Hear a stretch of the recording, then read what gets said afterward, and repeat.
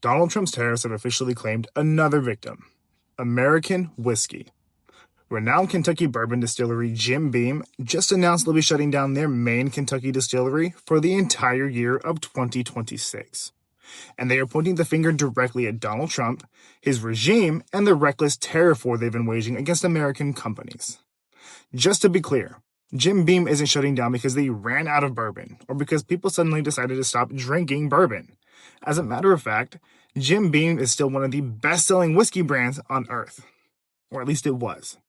They sell millions of cases every single year. Bars and liquor stores across America still have their shelves stocked right now.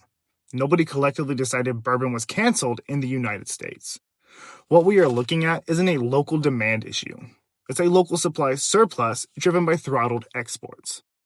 Trump jabbed his tariff stake at everyone, which naturally triggered a retaliation from our trade partners, especially Canada, which used to be one of the biggest buyers of American whiskey. But the retaliatory tariffs they placed on the U.S. made our bourbon more expensive, less competitive, and incredibly easy to replace on foreign shelves. So, overseas sales collapsed. Because in much the same way American leadership abandoned their alliance, Canada rightfully abandoned our products. And here's the thing about bourbon. You can't just flip a switch and slow production without consequences.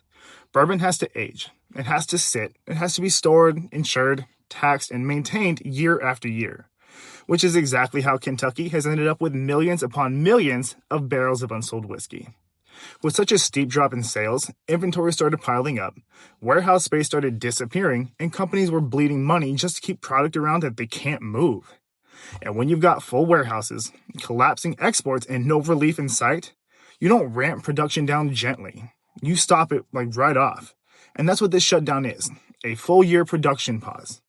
And it didn't happen because of workers, it didn't happen because of unions, and it didn't happen because bourbon fell out of fashion.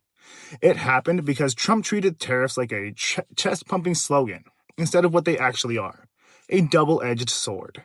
In this case, it sliced right into one of America's most successful global industries. This is the real legacy of America First.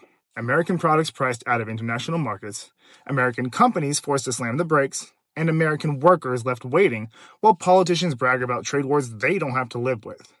Not because of a shortage, and not because of a boycott. The only things to blame are bad policy, bad economics, and a self-inflicted hangover that American whiskey will continue paying for, all the way through 2026.